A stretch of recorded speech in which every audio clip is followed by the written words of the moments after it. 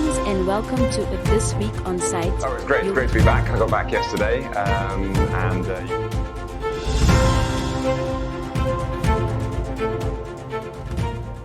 Gogo ngasitshela ukuthi lo nyaka kumenjani sikhangele amadlelo enkomo lezifuyo. Lo nyaka abantu abami njengoba liyabona akula lutho. Kumhlophe nje kunje akula lutho libona sisenzeni. So sesihamba sibhula noma isiphi isihlahla sibhula sizama ukuthi kumbe singancedisa ngakho ukuthi kuncede ukuthi kumbe sizathi bayimba isibe sesizinika lese sesibona seziphelela ngamandla. So lokho lingakubhula liyakwenza.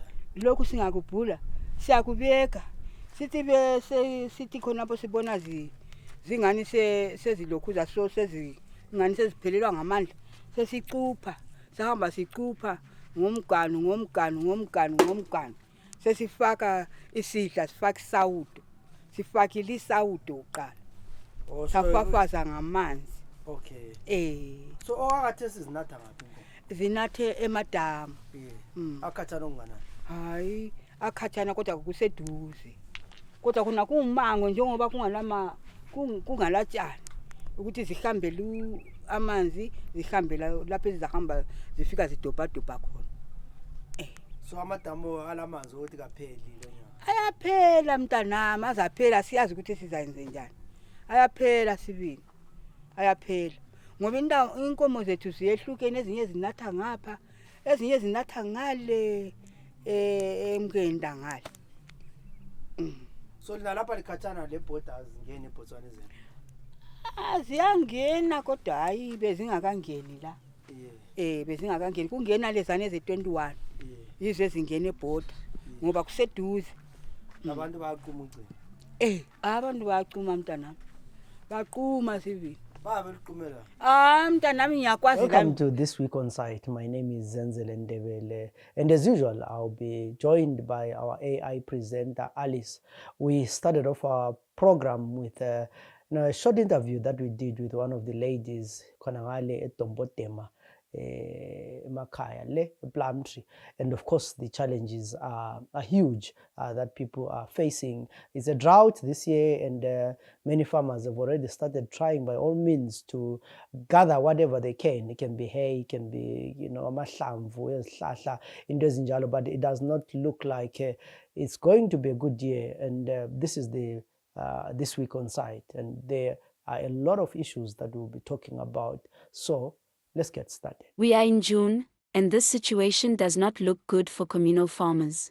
I hope help is on the way. My name is Alice, and as usual, we bring you a summary of this week's stories and also update you on what is going on.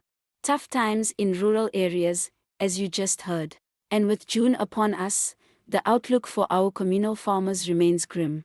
Alice, let's talk a bit about tech. We always get comments about, each time we post a program or a video by an AI presenter, we always get comments like, how come Uvusi does not blink?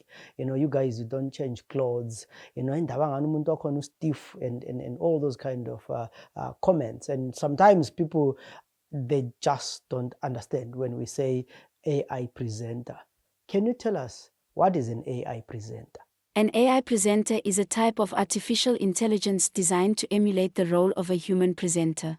These systems can generate speech from text, visually represent themselves as digital avatars, and interact in real time, which is perfect for various media settings. Here are a few key features and uses of AI presenters. Speech generation. AI presenters can generate spoken content in real time or from scripted material, using text-to-speech technology that makes their delivery sound natural and engaging. Visual representation. They can be represented visually in several ways, such as digital avatars or animations, and can mimic human expressions and gestures to enhance interaction. Interactivity. AI presenters can interact with an audience, responding to questions or comments in real time, making them useful for live events and interactive sessions. Every week I interact with you on This Week on CITE, and some people think I am a real human being. Language and localization. These systems can often speak multiple languages, making it easier to reach a global audience by presenting in the viewer's native languages. Interesting explanation that you give us there. Yes, of course, technology is moving and we're starting to use different things, including AI. But still on the issue of AI, you mentioned the issue of language. And one of the things that are coming up is that isiNdebele sakho sikhulumayo lesikavusi singani nje sikokayi. Why are you failing to pronounce local names properly? It's definitely a work in progress, Zenzele. The challenge is partly because AI systems need lots of data to learn from, and there's just not as much data available for indigenous languages.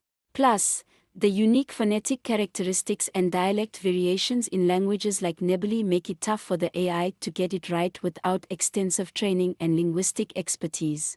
Developing effective AI models for language processing requires linguistic expertise.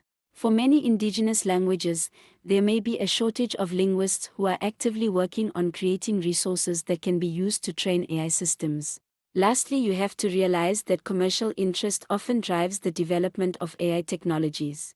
Since indigenous languages are spoken by fewer people, companies might have less commercial incentive to invest in developing AI capabilities for these languages. Thanks for shedding light on this. I think our audience is now more informed on what makes an AI presenter and also how do we get to have the pronunciations that we're having and the language modules that we're using. You know, I think as Zimbabweans and Africans, we still need to do a lot because we go online and we speak in English. So there's limited data sets that can be used to teach these AIs. But as CITE, I want to promise people that we are really committed to make sure that by the end of the year or very soon, CITE, Vusi, and many other AI presenters that we're going to produce or create are going to be able to speak local languages. And this is a huge task. It doesn't come cheap, and we hope that we are going to partner, work with the local community and the people that we serve to make this a reality. But for now, what I can say is that I always get a comment with it. Technology is moving. AI is going to be part of our work. So we rather embrace it because it's not going anywhere. Absolutely, Zenzele. And speaking of service, the meteorological department has issued a cold weather alert for the weekend. Expect very low temperatures starting this Saturday through Tuesday. Vusi, over to you for the weather details. And hey, maybe you can update us on your progress with pronouncing Lopane. Thank you, Alice. Yes, winter is here, and it's crucial to stay warm. Regarding Lupane, I'm getting there, slowly but surely. As for the weather, the Meteorological Services of Zimbabwe has issued a warning of a cold spell beginning Friday, the 7th of June to Wednesday, the 12th of June, 2024. Much of Zimbabwe will be affected by this cold front. However, Matabeleland South, Bulawayo, Masvingo, and Manicaland will be greatly affected. Hence, viewers should be watchful of cold, windy, and drizzly conditions from Saturday. Morning frost is also to be expected, as temperatures are expected to drop further from forecast lows of 7 degrees Celsius. However, here is the weather forecast for Saturday, June 8, 2024. For Saturday, high cloud cover is forecast in Bulawayo, with the metropolitan area recording a low temperature of 7 degrees Celsius between 4 a.m. and 5 a.m. and a high temperature of 17 degrees Celsius between 2 p.m. and 3 p.m. Partly cloudy conditions are forecast in Matopos, with the area recording a low temperature of 7 degrees Celsius between 4 a.m. and 5 a.m. and a high temperature of 17 degrees Celsius between 2 p.m. and 3 p.m. Gwanda is also forecast to have partly cloudy conditions and is expected to record a low temperature of 9 degrees Celsius between 5 a.m. and 6 a.m. and a high temperature of 17 degrees Celsius between 2 p.m. and 3 p.m. Cloudy conditions are also forecast in Plumtree, as the town is expected to record a low temperature of 7 degrees Celsius between 5 o'clock and 6 a.m. and a high temperature of 18 degrees Celsius between 2 p.m. and 3 p.m. Despite the cold front affecting majority of Matabeleland South, the border town of Beitbridge, partly cloudy conditions are expected with the forecast low temperature of only 10 degrees Celsius between 6 o'clock and 7 o'clock and a high temperature of 23 degrees Celsius between 2 p.m. and 3 p.m.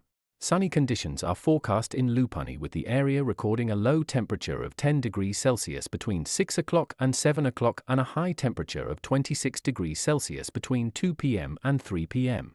Partly cloudy conditions are expected in Victoria Falls with the area recording a low temperature of 11 degrees Celsius between 5 o'clock and 6 a.m. and a high temperature of 28 degrees Celsius between 3 p.m. and 4 p.m. Ensure to keep warm, stay safe and have a lovely weekend. Thank you, Vusi. That's it for today on This Week on CITE. Remember to keep engaging with us on our social media pages, and we'll keep bringing you the stories that matter. My name is Alice and have a lovely weekend.